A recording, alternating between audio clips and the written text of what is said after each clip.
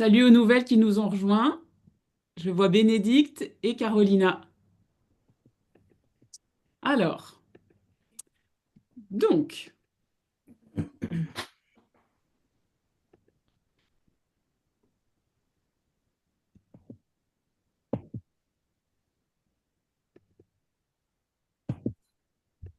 ok, ça y est, j'y arrive. Donc, bonjour à toutes les filles pour ce sujet qui est passionnant et qui nous concerne toutes ou va toutes nous concerner.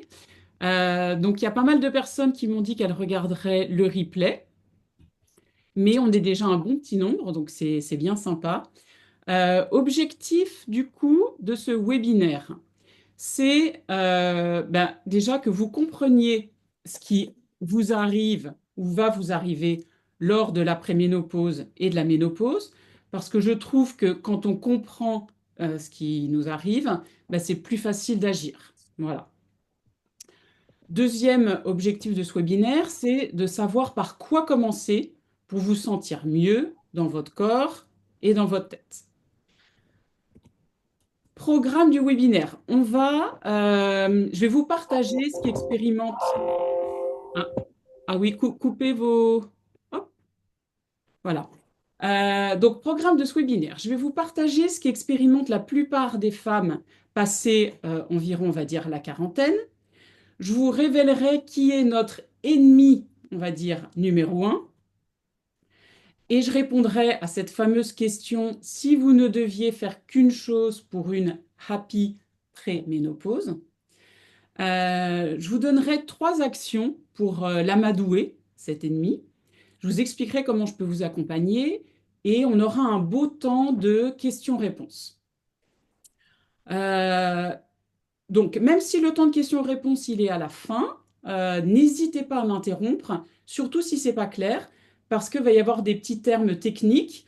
On n'est pas toutes au même niveau d'information, hein. Je sais que voilà, certaines d'entre vous maîtrisent très bien le sujet, d'autres pas du tout. Donc vraiment, sentez vraiment vous libre. Si c'est pas clair, surtout vous m'interrompez, ok? Alors, petite présentation. Ah, pardon. Petite présentation rapide pour celles qui ne me connaissent pas.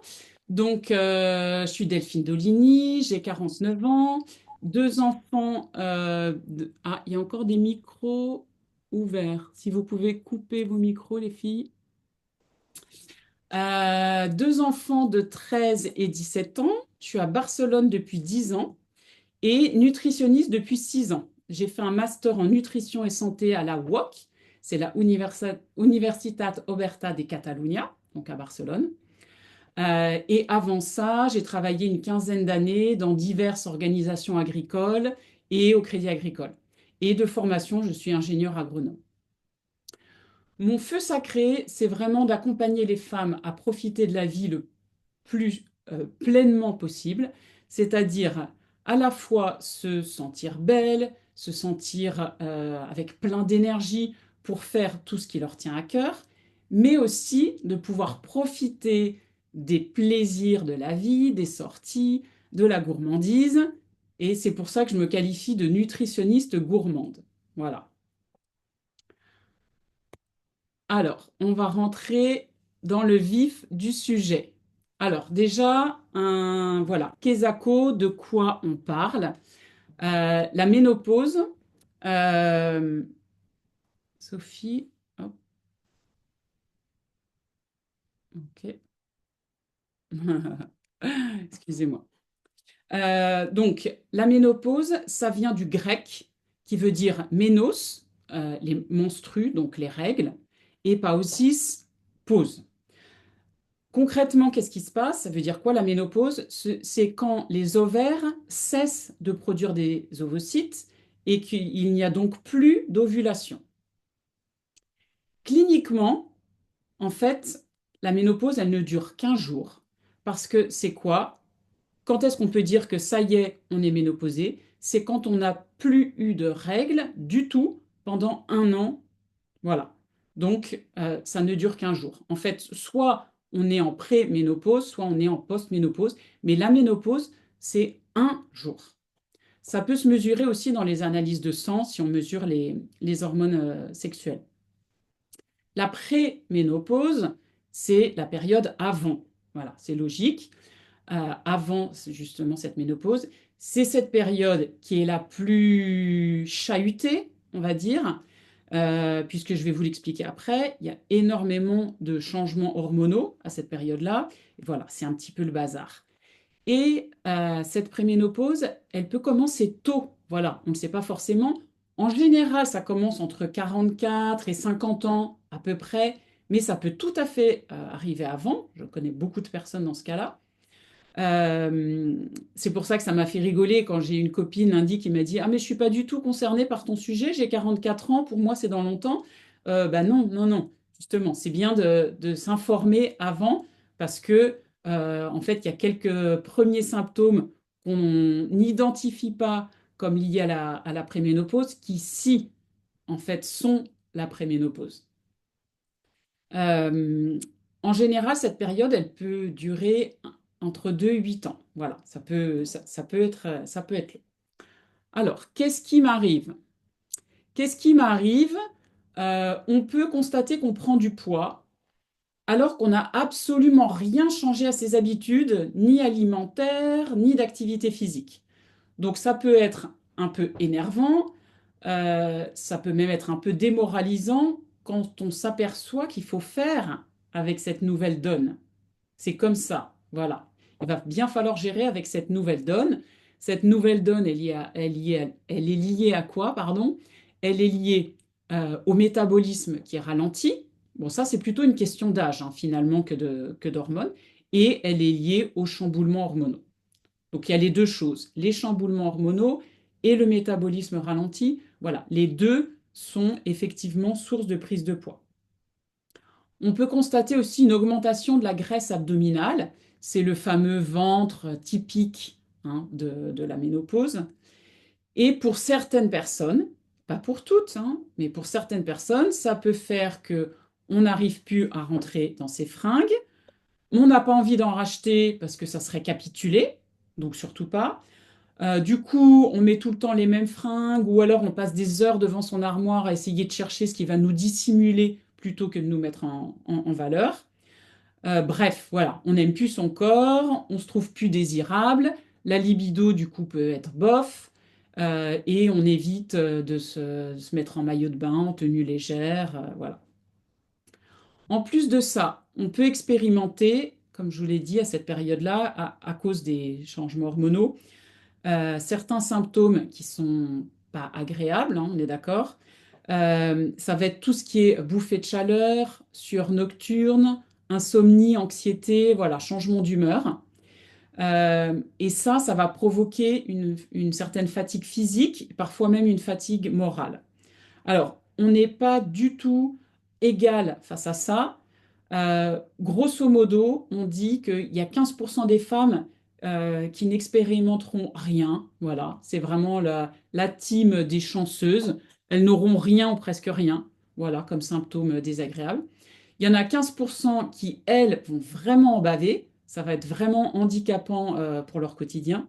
Et 70%, voilà, qui auront un peu un entre-deux, on va dire, avec certains symptômes et pas d'autres, plus ou moins forts, plus ou moins longtemps.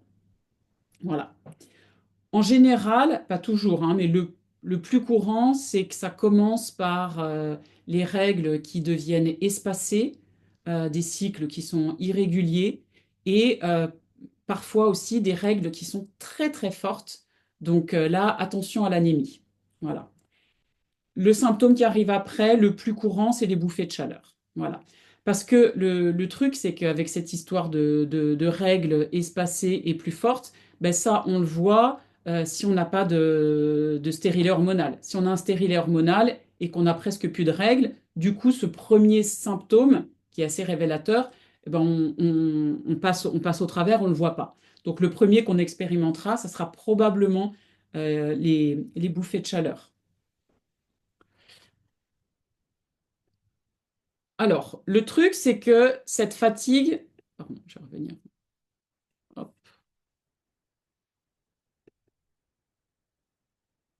Ok, je reviens là. Je suis allée un peu vite. Cette fatigue, le problème, c'est qu'elle peut augmenter le côté déprimant de plus aimer son corps. Et cette fatigue, elle peut aussi rendre plus difficile la motivation à prendre soin de soi. Parce qu'en fait, on est tellement épuisé que bah, le risque, c'est de laisser tomber, voilà, de plus avoir envie de prendre soin de soi, de rentrer dans une espèce de spirale négative. Et ça, évidemment, c'est mauvais à la fois pour notre santé, mais pour notre morale aussi. Alors, par quoi commencer du coup pour vous sentir mieux? Ce qu'il faut, en fait, c'est faire un pas de côté. Voilà, sortir justement de cette spirale un peu infernale. Voilà, faire un pas de côté. Et voilà, en fait, il suffit vraiment d'un premier pas. Il suffit il suffit, ça a l'air de dire que c'est facile, mais c'est pas ça que je veux dire. C'est que je vous encourage vraiment à faire déjà une action positive. Voilà, vous sortez de la spirale, vous faites une chose positive pour votre poids ou pour votre bien-être. Ça peut être sur l'alimentation, mais ça peut être aussi sur l'activité physique ou sur la gestion du stress. Voilà, moi j'aime bien cette citation de Lao Tse qui dit un voyage de 1000 lieues commence toujours par un premier pas. C'est tellement vrai. C'est tellement vrai. Je peux vraiment vous le dire. Après 6 ans d'activité, je le vois avec les femmes que j'ai accompagnées, que ça soit pour l'alimentation, pour l'activité physique, le stress. Voilà, certaines personnes avec lesquelles je commence à travailler, elles ne font rien du tout comme activité physique. Eh ben, on commence par une petite chose. Par exemple, ça va être monter les escaliers de chez soi. Voilà. C'est juste pour vous donner un exemple. Voilà. Donc ça, c'est très important de commencer par une petite chose. Et cette petite chose, on va faire en sorte que ça devienne une action qui soit bien ancrée, que ça devienne une routine. Et en fait, comme ça devient une routine, ben, ça n'est pas difficile. C'est vraiment ça l'idée. Et puis quand cette routine, elle est bien installée, on en ajoute d'autres progressivement. Et cumuler toutes ces petites actions, ben, ce sont elles qui vont avoir un grand impact. Et c'est ça qui nous intéresse. Alors, par quoi on commence? Par quoi on commence? Alors, attention, c'est technique. Ce graphique, il est vraiment hyper intéressant, donc on va rester un petit moment là-dessus. Parce que je trouve que vraiment, quand on comprend ce qui nous arrive, ça a un côté bah, peut-être quand même un peu rassurant, même si c'est pas forcément joyeux, c'est quand même rassurant de comprendre. Et puis, bah, ça aide aussi à passer à l'action. Donc, avec ce graphique, vous allez parfaitement comprendre pourquoi la période la plus chamboulante, c'est la préménopause, un petit peu, un petit peu comme la puberté, mais encore plus one again. Alors, sur ce graphique, donc regardez la progestérone qui est en vert et les œstrogènes en violet. Voilà, c'est écrit estradiol, puisque voilà, c'est l'hormone principale des œstrogènes. Euh, voilà, donc ce sont les deux hormones sexuelles féminines, progestérol et œstradiol. La ligne rouge, ce sont les symptômes désagréables. Donc, si vous regardez bien, vous voyez que pendant la puberté, il y a la progestérone qui monte. Les œstrogènes, ils font des montagnes russes.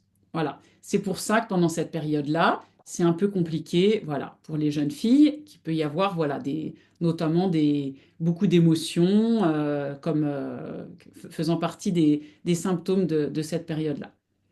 Ensuite, bah, il y a toute une période entre la puberté et la préménopause où la progestérone va monter encore un petit peu, elle va faire un plateau très long et commencer à diminuer. Les œstrogènes, eux, ils restent plats. Voilà. Et là, c'est là qu'on arrive à la préménopause. Et donc, vous le voyez, la progestérone, elle continue à vraiment énormément descendre. Et les œstrogènes, ils font, mais vraiment, c'est les montagnes russes. Voilà. C'est justement à cette période-là, c'est lié à ces montagnes russes d'œstrogènes et cette forte chute de progestérone qu'apparaissent les fameux symptômes dont je vous ai parlé, la prise de poids, les bouffées de chaleur, les sueurs nocturnes, insomnie, voilà. La liste à droite en rouge, elle est un peu flippante, j'avoue, mais on n'a pas tous les symptômes quand même, hein, je vous rassure. Et puis, il y en a certains qui sont typiques de la préménopause et d'autres qui vont être plus les quelques années qui suivent la ménopause. Quand la ménopause est installée, les symptômes, ils peuvent durer encore quelques années, mais en général, ils vont quand même se calmer.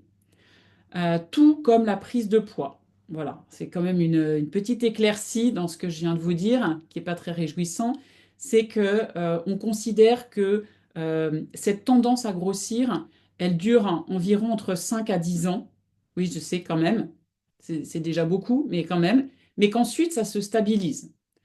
Ça veut dire que, pour voir le bon côté des choses, que si vous faites particulièrement attention pendant la préménopause et les quelques années de début de ménopause, de post-ménopause, voilà, c'est le plus important parce qu'après, tout ça va se calmer. Est-ce que c'est clair? Est-ce qu'il y a des questions là-dessus? Avant que je continue, parce que c'est vraiment important que vous ayez bien compris. Très clair. Très clair? Bon, ok. Oui, oui, c'est clair. C'est clair. Oui, c'est clair. Je trouve que c'est vraiment ce graphique, il est génial, hein. Il est hyper clair, hyper parlant. Euh, c'est très Hyper clair. flippant. Hyper Carolina? flippant. Oui, je Oui, voulais juste poser une question si tu as parlé de symptômes qui vont diminuer ou qui vont arrêter après la ménopause. d'accord. Bah, les symptômes, alors c'est encore une C'est fois, ça va. personnel, j'imagine. Oui, c'est hyper personnel, ça va vraiment dépendre des femmes, mais donc à partir du moment où on est vraiment ménopausé, donc où on n'a pas eu de règles pendant un an, pendant quelques années, ça va être encore compliqué sur certains symptômes. Il y en a qui vont malheureusement durer, hein. Je pense par exemple à tout ce qui va concerner les os. Ça, c'est quelque chose sur lequel il faudra de toute façon continuer à veiller. Mais il y en a d'autres qui vont s'arranger. Et en plus, quand même, une bonne nouvelle aussi à savoir, c'est que donc cette période de chamboulement, elle peut créer, voilà, comme je vous ai dit, une fatigue physique et morale. Mais en fait, ce qui va se passer, c'est que avec la diminution des œstrogènes, donc ça, c'est quand on arrive vraiment en ménopause, donc vous voyez la courbe d'œstrogène violette qui est basse mais plate.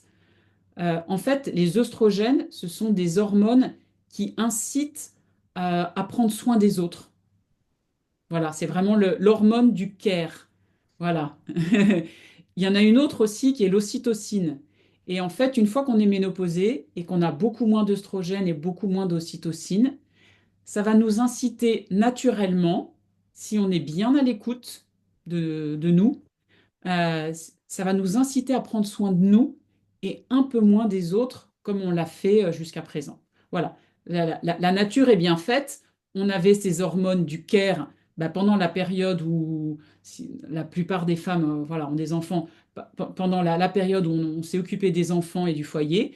À partir du moment où ils partent, voilà, en général, on a moins ces hormones voilà, du care et on va davantage prendre soin de nous et ça, on va dire, c'est le côté positif des choses. Voilà. Est-ce que vous avez d'autres questions sur ce graphique? Non, c'est bon?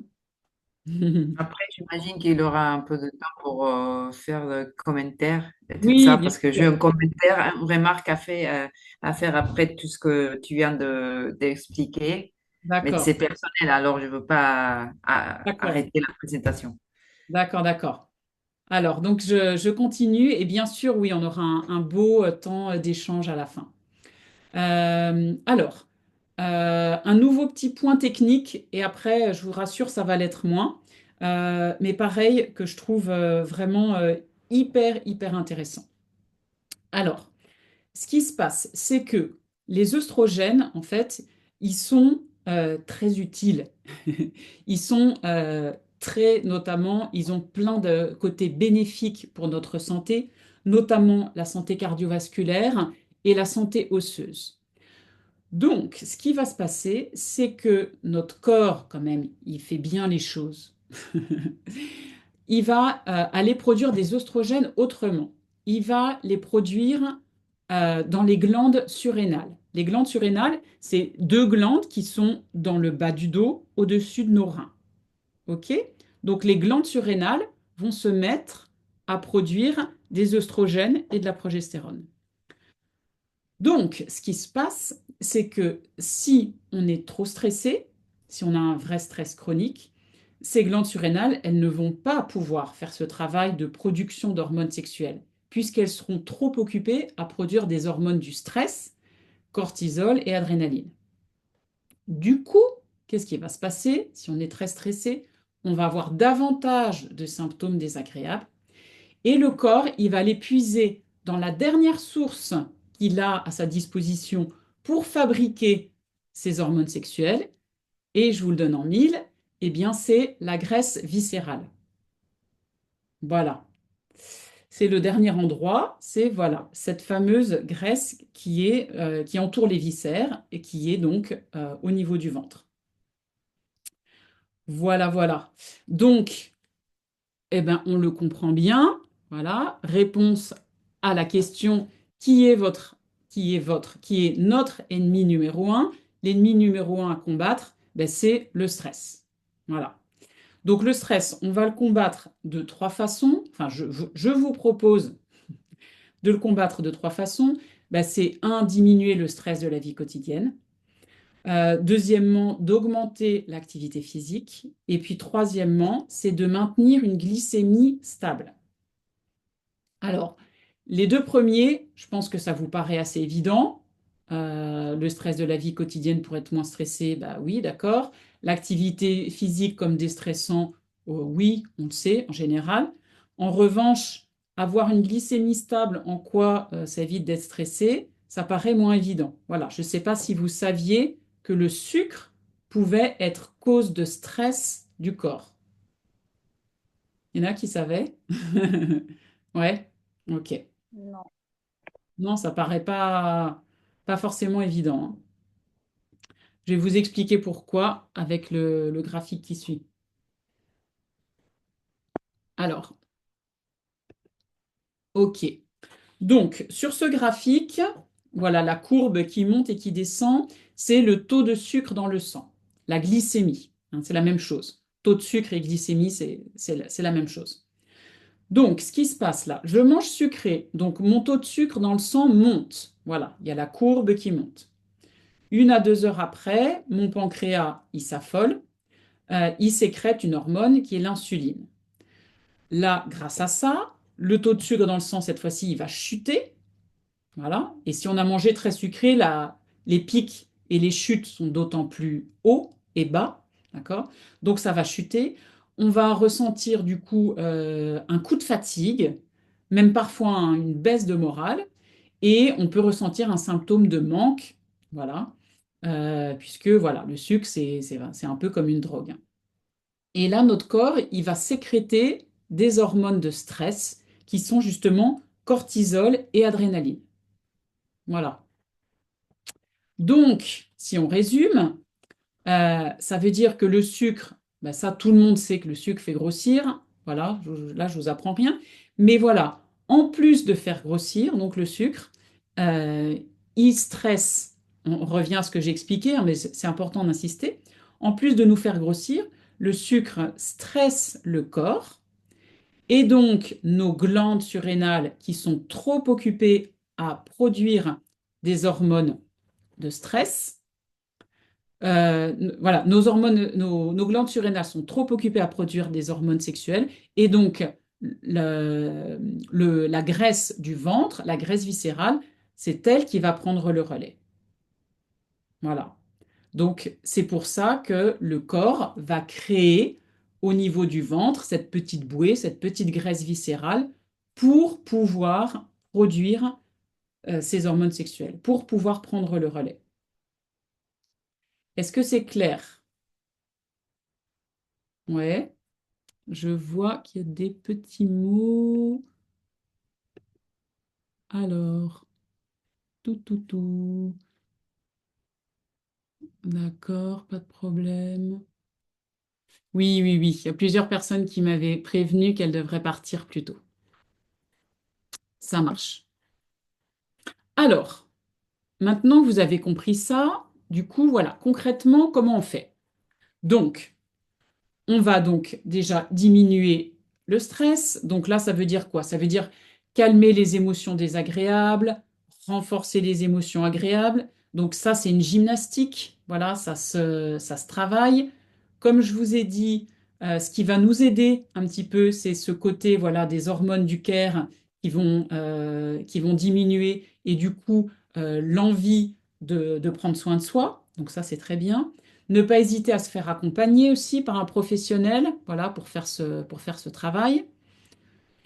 L'activité physique, alors l'activité physique, elle a une liste de bénéfices incroyables, mais là, ce qui nous intéresse pour le sujet d'aujourd'hui, c'est deux choses. C'est que ça va libérer des endorphines qui vont apporter un mieux-être et diminuer le stress. Donc ça, en général, on sait. Mais aussi, très important, l'activité physique, elle va permettre de mieux réguler la glycémie. Ça, c'est très important. Ça, les diabétiques le savent bien. Voilà. Très, très important. Ça régule la glycémie, l'activité physique. Et puis, bah, en ce qui concerne l'alimentation, bah, là, l'idée, c'est donc d'avoir une alimentation qui maintient une glycémie stable. Donc là, si vous ne deviez faire qu'une chose pour une happy préménopause, le chapeau, c'est donc le stress. Mais si on se réfère juste à l'alimentation, si vous ne deviez faire qu'une chose, ça serait celle-ci, ça serait diminuer le sucre, bien choisir le moment où vous le consommez, parce qu'on ne va pas l'arrêter complètement, on est d'accord, et l'associer à certains aliments. Alors, le diminuer, le diminuer, l'idée c'est de faire pas à pas pour que le palais et le cerveau s'habituent, et en parallèle, s'autoriser des petits plaisirs, des écarts, euh, vraiment en vous faisant vraiment plaisir et sans culpabiliser. Ça va vraiment vous aider à tenir dans la durée. Parce que s'il y a de la frustration, le risque, c'est de faire marche arrière, de craquer encore pire. Ça peut être intéressant aussi de travailler, d'identifier les envies de sucre émotionnelles. Voilà, vaste sujet. Et puis, sinon, c'est de choisir le moment, en fait, où vous allez le consommer, le sucre. Il y a des moments quand même mieux que d'autres. Attention au petit déjeuner. Alors là, c'est valable pour tous, puisqu'on est à jeun, voilà, d'une grande nuit. Donc, il faut faire attention.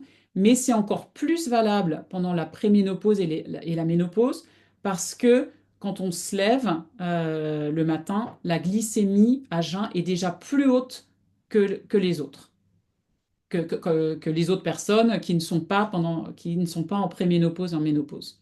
Donc, vous démarrez avec déjà une glycémie plus haute. Donc, c'est pour ça qu'il faut particulièrement veiller à ce moment-là. L'autre moment auquel il faut vraiment veiller, c'est le dîner. Alors pourquoi? Pour éviter de prendre du poids, parce que si on se dépense pas après le repas, ce qui est en général le cas, on risque de le stocker. Et ça peut également aggraver les risques d'insomnie. Voilà. Alors pourquoi? Parce qu'en fait, si on mange très sucré, on risque de faire une hypoglycémie nocturne. Et alors pour les personnes qui dorment bien, elles vont avoir cette hypoglycémie nocturne, ça va peut-être les réveiller un peu, elles vont se rendormir.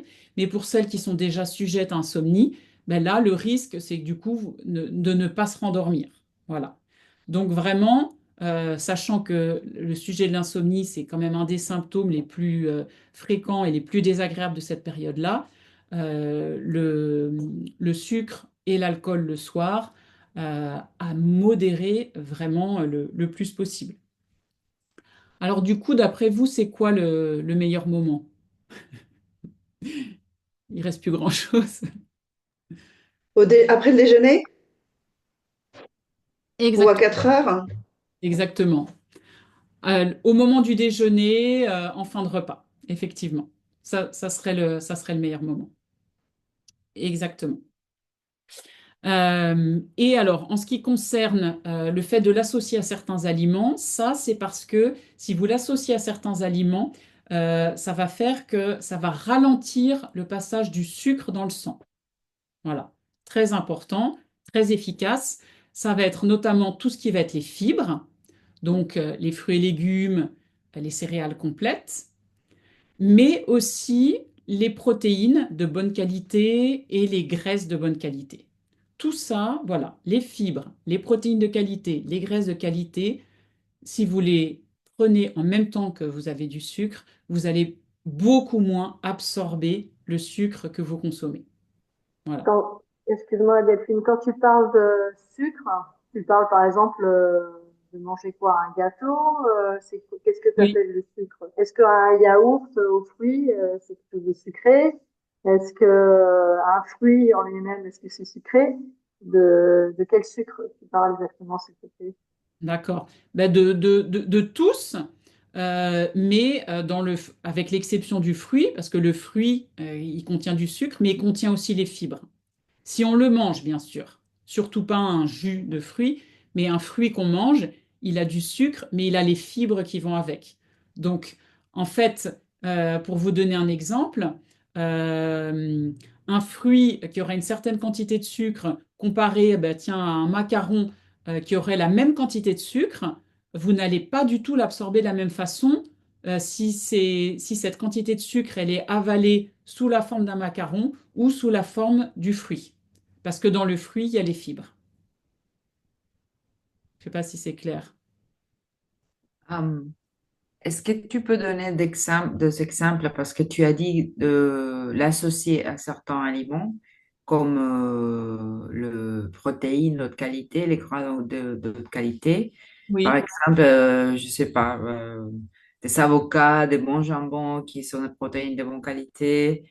Pour l'associer, tu veux dire, par exemple, si on sait qu'on va manger un gâteau d'anniversaire, par exemple, l'associer à manger de fibres, de protéines de qualité, tout ça, c'est ça le... exactement.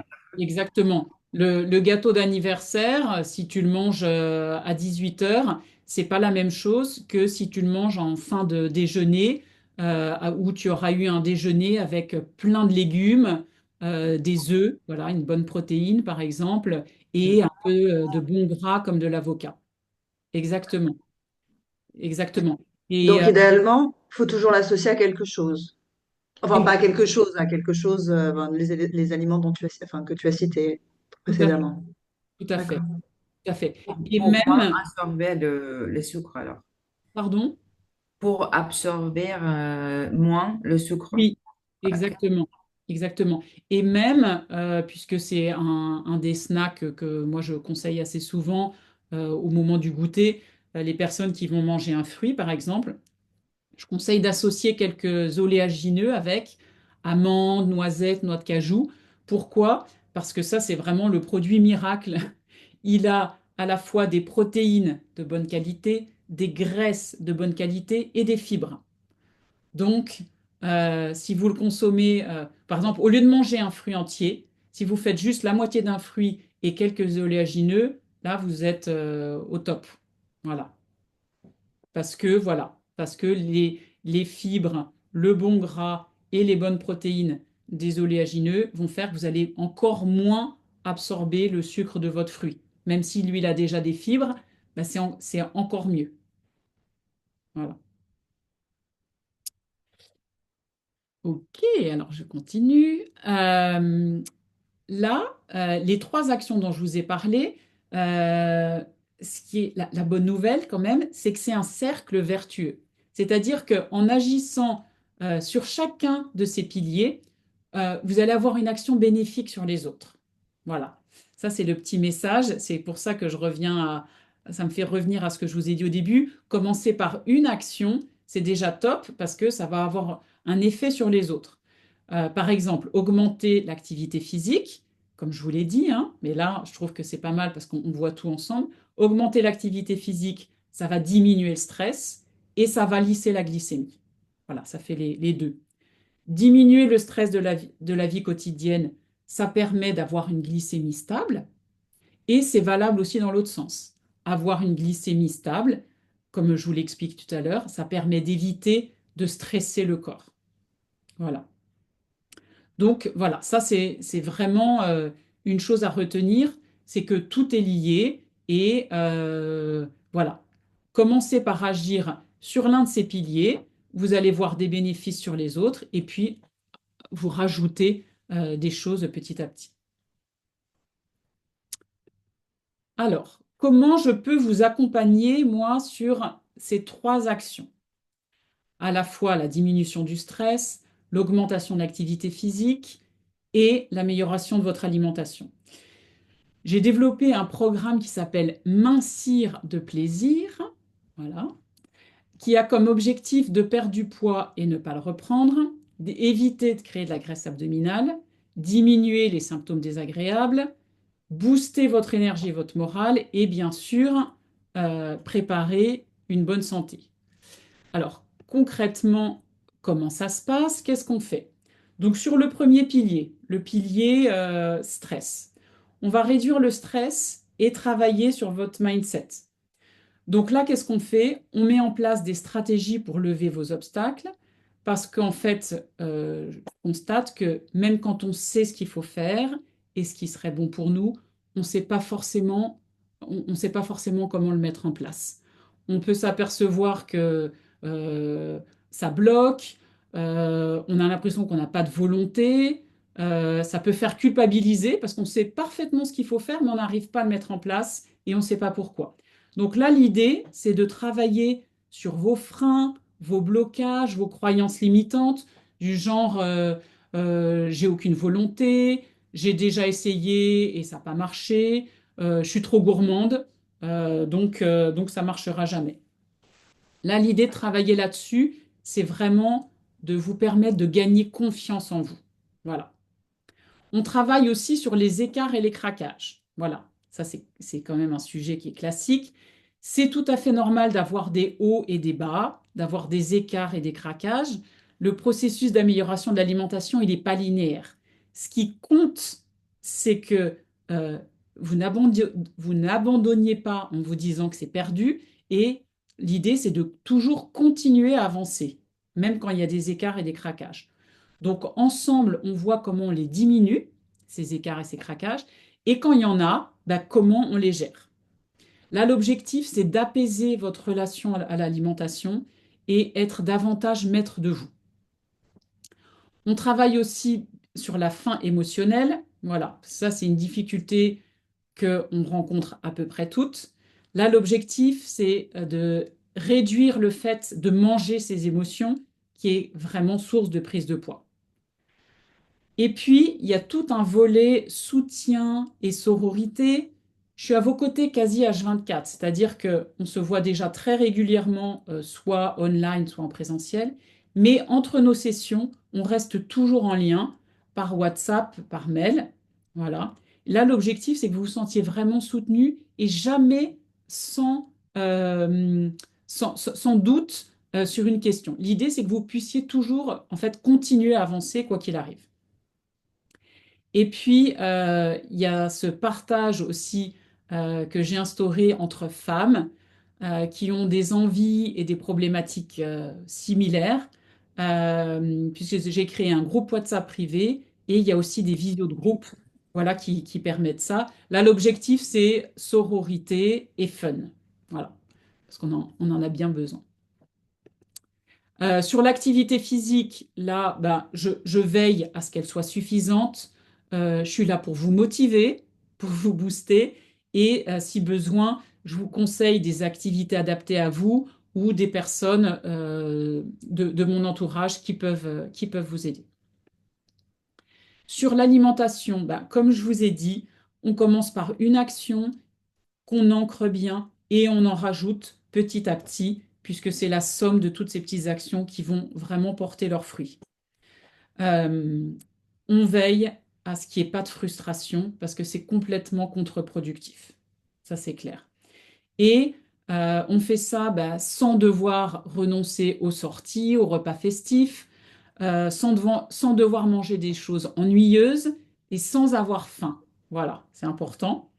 Je vous donne un plan nutritionnel personnalisé, voilà, vraiment adapté à vous, avec un exemple de menu, des livrets de recettes saines et gourmandes, voilà, pour varier les plaisirs, des conseils d'organisation, voilà, pour que vous puissiez apprendre à vous organiser et à cuisiner sans passer des heures en cuisine. Là, l'objectif, c'est vraiment d'alléger la charge mentale, puisque vous savez exactement ce qu'il faut faire. Et puis, le dernier volet, j'en ai parlé tout à l'heure, mais c'est le suivi et le soutien. Voilà, l'idée, c'est que, comme je vous ai dit, que vous vous sentiez vraiment soutenu et jamais sans réponse à des questions que vous pourriez avoir. Voilà, est-ce que c'est clair? Ouais, c'est clair. Je vous enverrai avec le replay un lien vers mon agenda, vers Calendly.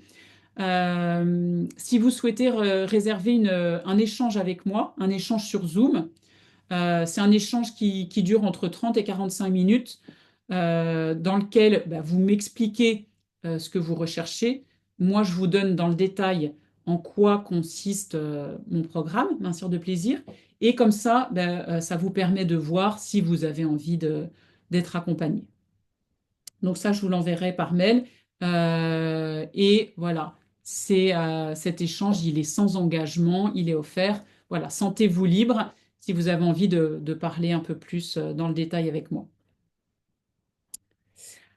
Avant le passage aux questions-réponses, est-ce que vous avez envie de partager, voilà, avec ce que je vous ai expliqué, est-ce que vous avez déjà une petite idée de la première action que vous allez mettre en place suite à ce webi en ce qui concerne votre alimentation, votre activité physique ou la gestion du stress? Est-ce qu'il y a un petit truc qui a popé et vous vous dites là, c'est clair, après le webi, je fais au moins cette petite chose?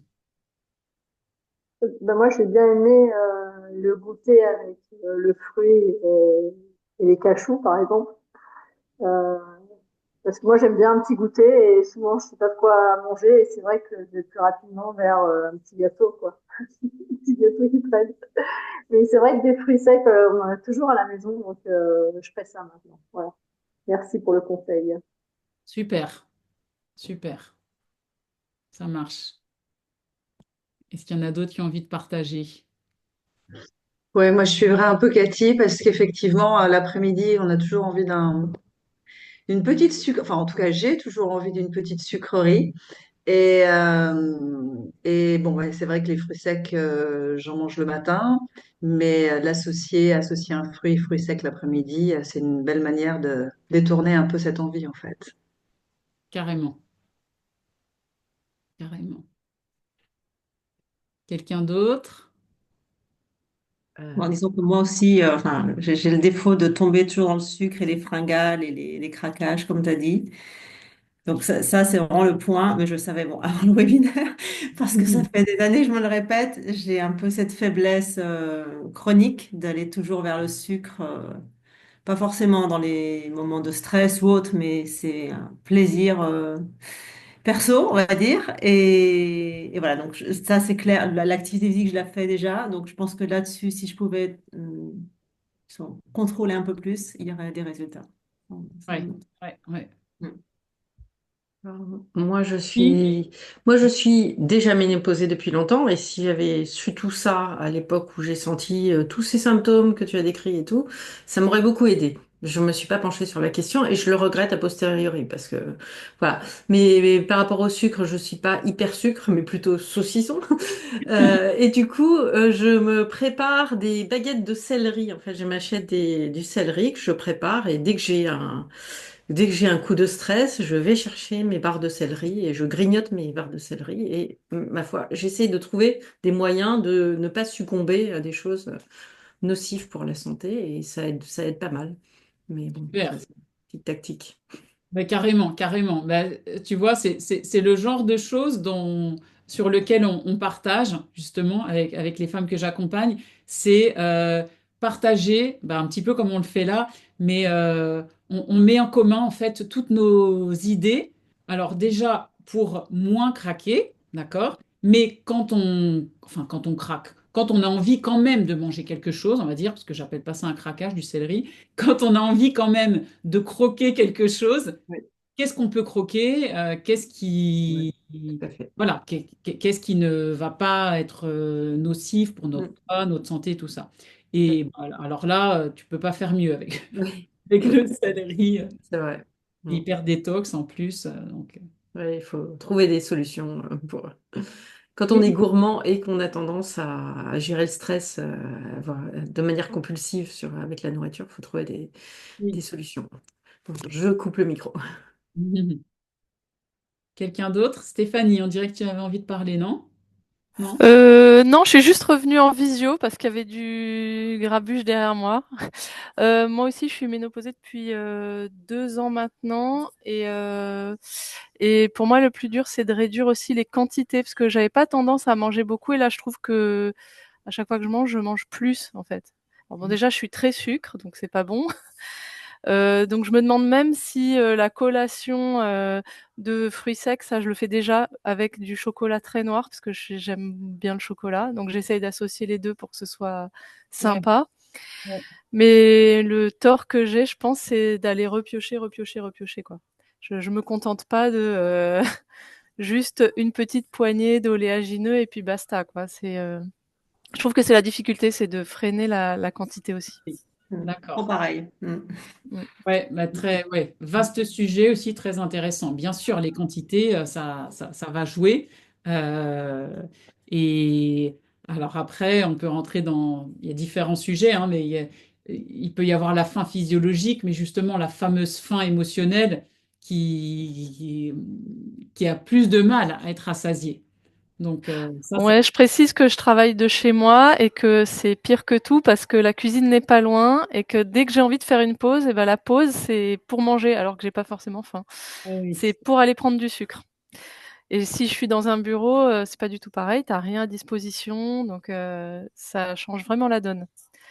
Ouais, Voilà. alors moi je suis pas ça. Non, ouais, enfin Non, non, c'est mais mon cas de figure, hein, oui, oui, c'est oui. mon cas personnel. Moi, quand je travaillais au Crédit Agricole, il y avait des distributeurs et mon péché mignon, c'était la barre de chocolat au lait Côte d'Or aux noisettes. Alors celle-ci, j'en ai consommé, mais alors laisse tomber. Alors que depuis que je suis chez moi, ça, il n'y en a pas, parce que sinon c'est dangereux. Alors c'est Mais vrai que j'achète pas. Pour le pas que coup, ça. j'essaye de rien acheter de superflu mais bon. J'ai un fils et il y a des goûters à dispo aussi, donc voilà, il faut lutter, Oui, faut les cacher, faut les cacher. les mettre dans un placard à part. Exactement. Ouais. Voilà. Est-ce C'était que mon expérience perso. bah oui, oui, c'est très intéressant les partages. Est-ce qu'il y en a d'autres qui veulent partager ou est-ce qu'il y a des questions?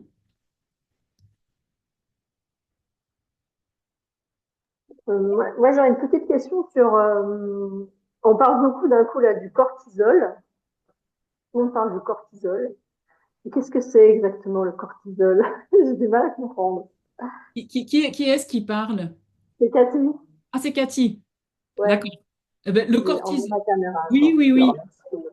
Oui, oui, oui. Bah, oui, oui, tu suis bien. C'est vraiment la tendance là. Depuis quelques Ouais, années, on parle de deux choses. On parle de tout ce qui est glycémie, voilà, avec la mode, avec la glucose goddess et tout ça. ouais, Et l'autre sujet, c'est effectivement le cortisol. Mais en fait, les deux sujets sont très liés. Les deux sujets sont très liés parce que, donc, alors qu'est-ce que c'est pour répondre à ta question? C'est une hormone du ouais. stress. Ah, Cortisol, d'accord. le cortisol et l'adrénaline, c'est les deux hormones Ok, du stress qui sont produites par tes glandes surrénales, qui sont donc juste, c'est des petites glandes qui sont au-dessus de tes reins, dans le bas du dos. ok, Et en fait, tu produis ça quand tu es stressé. d'accord. Parce que je vois pas mal de trucs passer sur les réseaux et tout ça. La détox du cortisol.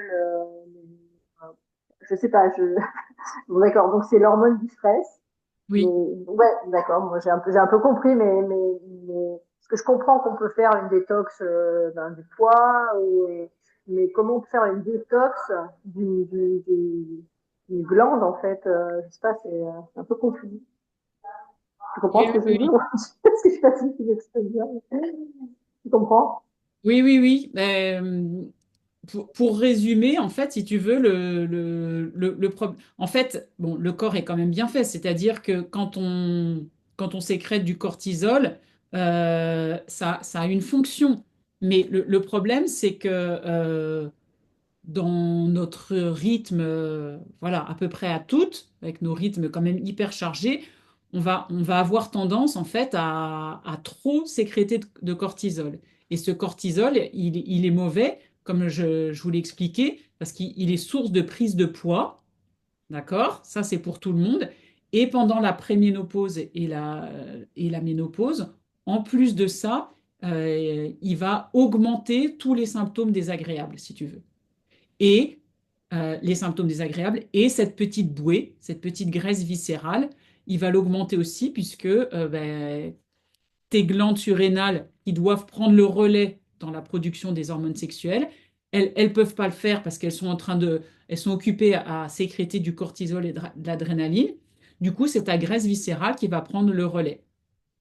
Donc, on pourrait dire hein, quand même que la nature est bien faite, c'est-à-dire que ton corps, si tu es trop stressé, il va créer un petit peu de graisse parce qu'il faut quand même que tu puisses sécréter ces hormones sexuelles. Donc, on va dire, il veut bien faire. Il veut bien faire en te faisant cette petite bouée. C'est pour t'aider, quelque D'accord. part. Donc, mais, bah oui, Ok. mais Donc, quand on revient à ce que tu disais au début, il faut gérer le stress, quoi, oui. pour gérer le cortisol. C'est ça. En fait, en résumé, le chapeau de ce que je veux dire, c'est que effectivement, le plus important, c'est de gérer notre stress. Euh, et dedans, j'inclus le stress causé par le sucre, si tu veux. En gros, c'est ça.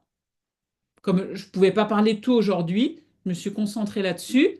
Euh, D'accord, tout à fait. voilà, je trouve quand même ça hyper intéressant. Et puis, c'est voilà, c'est les sujets dont on parle pas mal.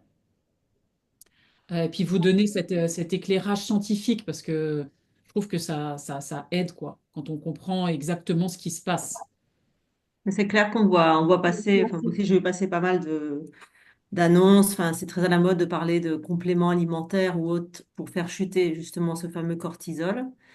Mais bon, déjà, il faut pas croire au miracle, effectivement, parce qu'on prend 3 gélules le matin. Et moi, je crois plus, comme tu as dit, à l'exercice physique. Et surtout, ne pas le dissocier, comme tu as dit aussi très bien, de la glycémie. Parce que on a beau prendre Oui, justement ces fameuses gélules, s'il n'y a pas un travail fait sur les deux autres aspects, ça ne sera pas bénéfique, je pense. ouais, tout à fait. Ah, je vais lire quand même le petit mot de Hélène. Hélène, avec qui on travaille ensemble depuis quelques mois, voilà. Elle est là, mais elle est off caméra parce qu'elle est malade, la pauvre. Elle dit, je ne peux pas participer de vive voix clouée au lit. J'ai presque 58 ans et déjà ménopausée. Je suis suivie par Delphine et on est un groupe de Barcelonaises et Françaises.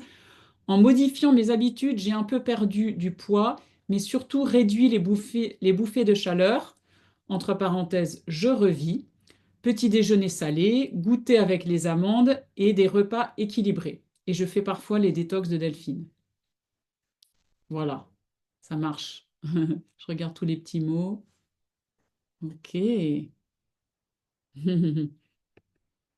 Chouette. Est-ce que vous avez d'autres questions avant qu'on termine? Et ça passe vite. D'autres questions ou Moi, je peux poser une question, mais ce sera certainement, enfin, c'est un autre, l'objet c'est un autre thème. Je constate maintenant à 57 ans quasiment, je manque énormément de calcium. Après avoir fait des densitométries osseuses et des analyses et tout ça, il y a vraiment des problèmes avec l'arthrose qui vient et tout ça, il faut prendre ça très très en amont parce qu'on s'en occupe pas tant qu'on est hyper valide, etc. Et voilà, l'alimentation, je pense que les apports de calcium, de sels minéraux et tout ça, il faut vraiment, et ça se résout pas forcément avec des pilules, mais à travers l'alimentation aussi. Parce que quand on a les problèmes, c'est un peu trop tard pour refaire marche arrière. Donc voilà. merci. Merci pour ton témoignage, Mathilde. Ouais, tout à fait.